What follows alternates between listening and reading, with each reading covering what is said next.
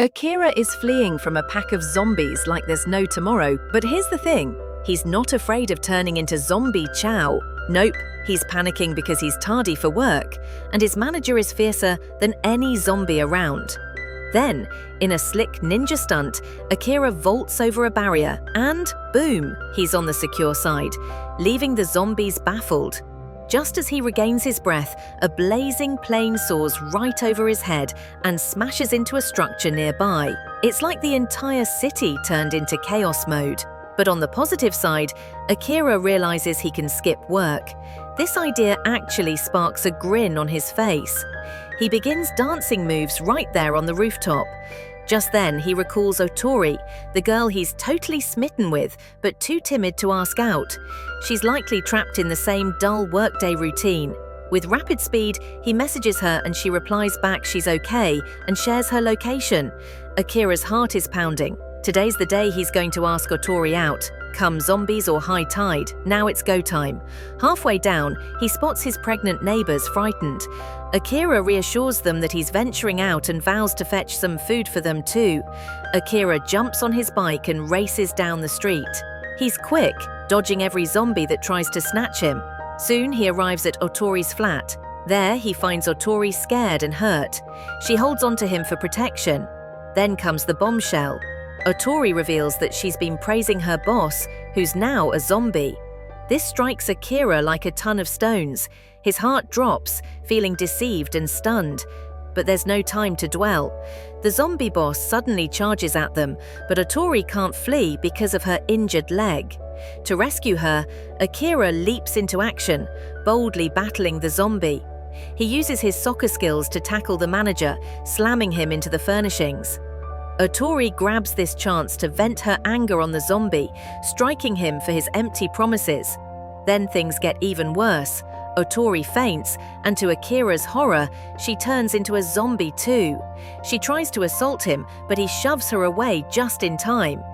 In this moment of turmoil and fear, Akira finds the bravery he never knew he possessed. With tears in his eyes, he declares his love for her. Then, with a heavy heart, he bolts out, slamming the door shut behind him. Later, Akira returns to his building with provisions for the pregnant woman and her spouse. Tragically, he finds their flat empty, covered in blood and signs of a break-in. It seems they didn't make it through the night.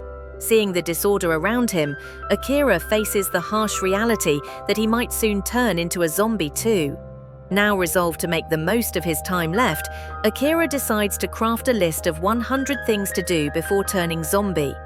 He's already confessed to the woman he loves, so he ticks that off his list. Energized, he adds more aims and is ready to start checking them off the next day.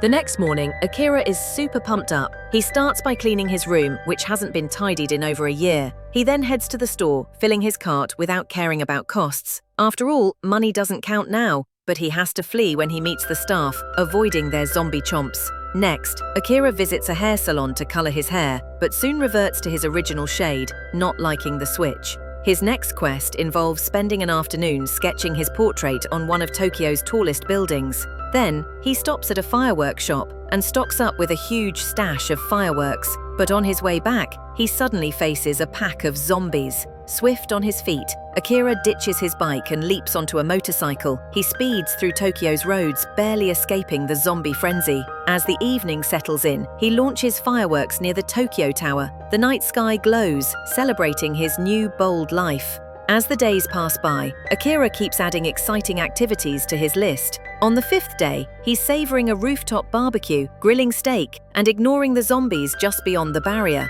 Just as he's about to dine, he realizes he's out of seasonings. Off he goes to the store for a quick seasoning run, but things take a crazy turn when he hears a sound, and out of nowhere, someone in a helmet assaults him. Akira shouts, "Hey, I'm not a zombie!" The attacker halts and removes the helmet, revealing a striking woman named Shizuka. Holy cow, she's just stunning, and our guy falls in love all over again. They begin chatting.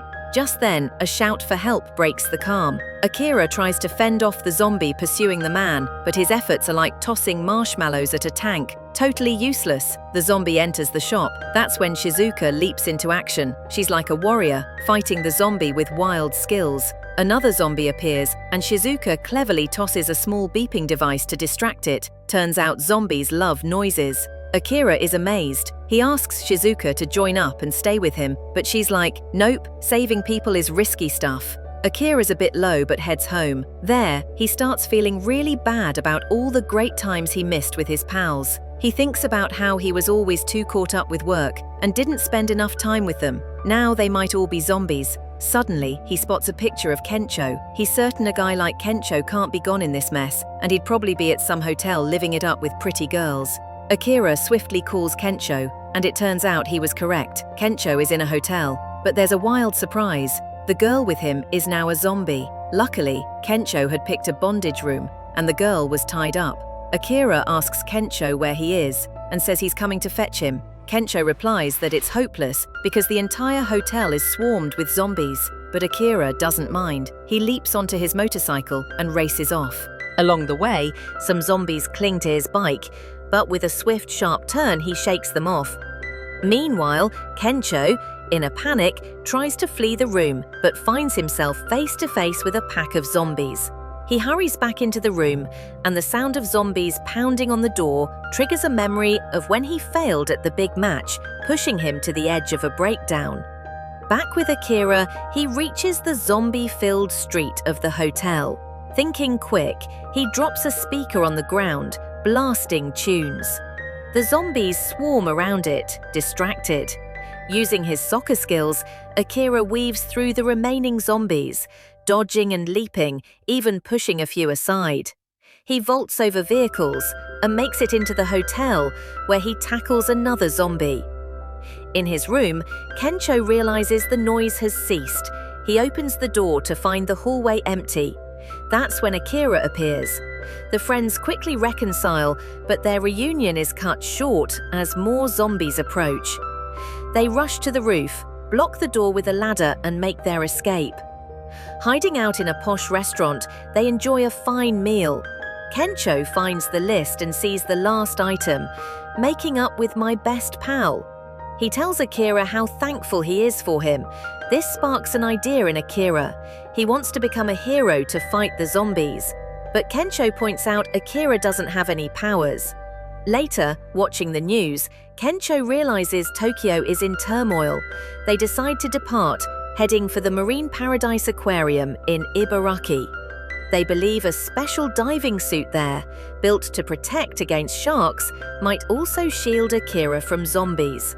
On their way to gather provisions, they encounter a group escaping from zombies.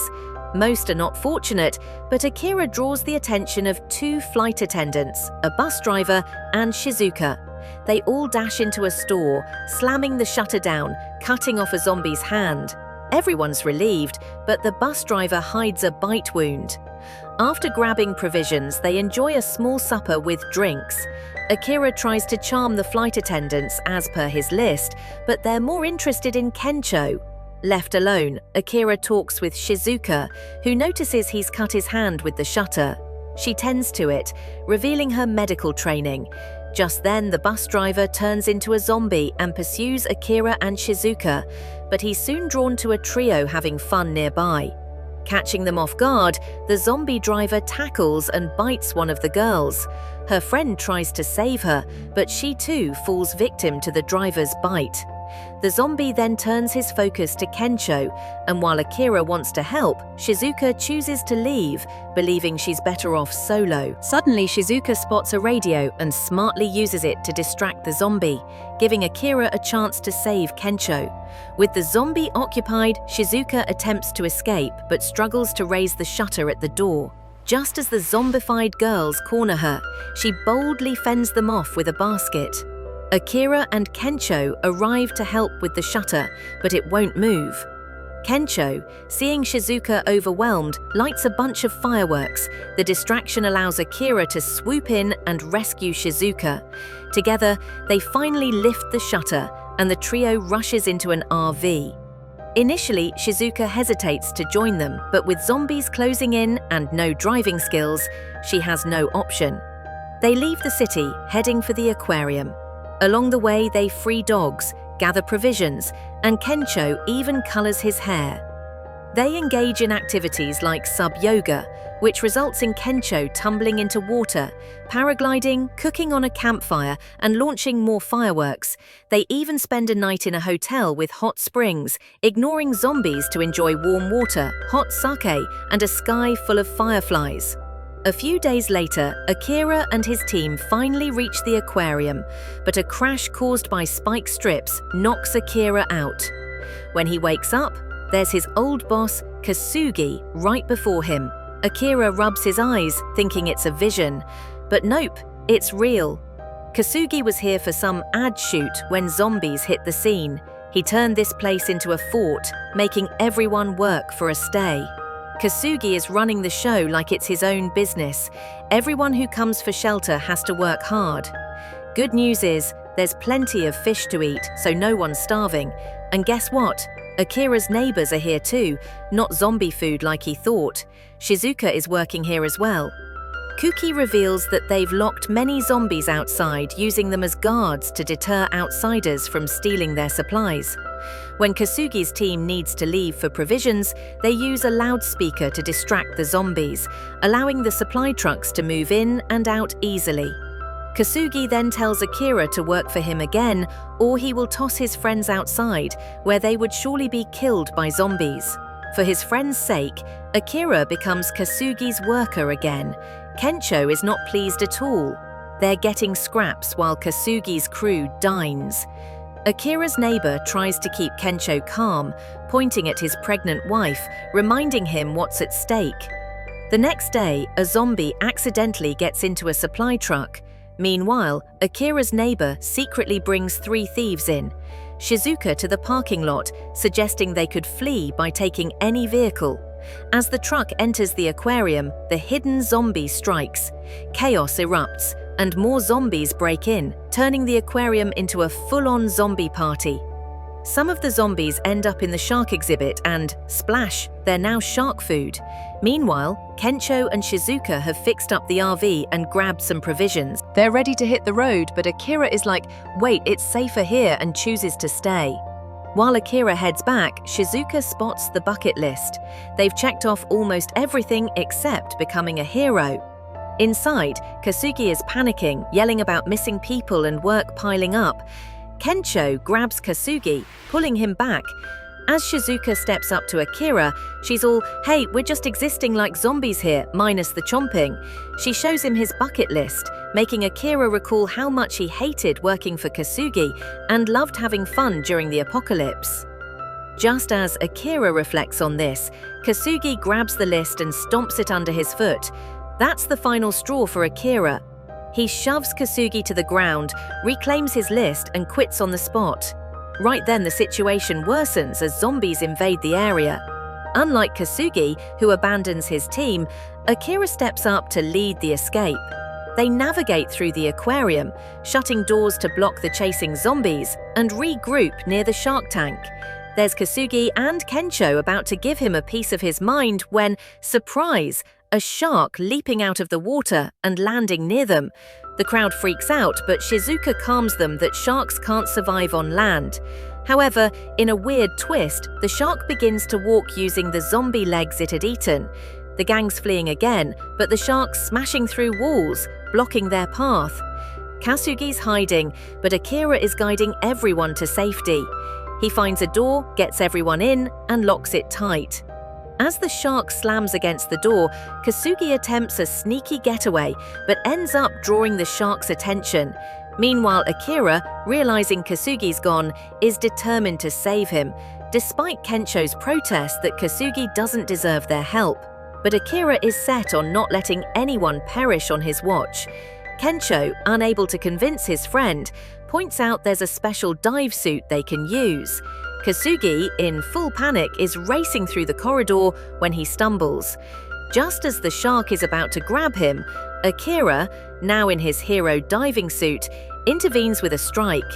But the shark charges at Akira, who struggles to keep its jaws apart. Kasugi, seeing a chance, escapes the scene. Kencho arrives with a forklift, aiming for the shark, but soon realizes it's useless and withdraws. Akira, at the shark exhibit, finds Kasugi cornered by zombies. He dives into the fight, battling off zombies, but soon finds himself swamped. The zombies can't pierce the suit, but Akira is still in a dire spot. Kencho, chased by the shark, leaps through a gap in the wall into the exhibit. The shark follows, but gets trapped. Suddenly, music blasts. Shizuka is using loudspeakers to distract the zombies.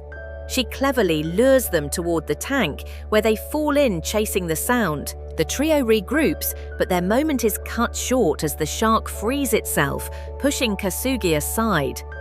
Akira checks on Kasugi, but the shark strikes again. Akira manages to jam a pipe in its mouth, but the shark's power is overwhelming and it clamps down on his arm. As Akira struggles, Shizuka grabs a torch, planning to use its batteries to shock the shark, exploiting its sensitivity to electricity. Kencho, recalling a missed soccer pass from his college days, tosses the batteries to Akira with accuracy. The shark, turning to attack Kencho, is hit by Akira, who jams the batteries into its nose, sending a deadly shock through its body. After the shark's defeat, Akira and Shizuka rush to Kencho, who's shaken but safe. Later, as the survivors share supplies and prepare to leave the aquarium, they confront Kasugi. They express their thanks to Akira for his leadership and choose to follow him for a shot at a real life beyond mere survival.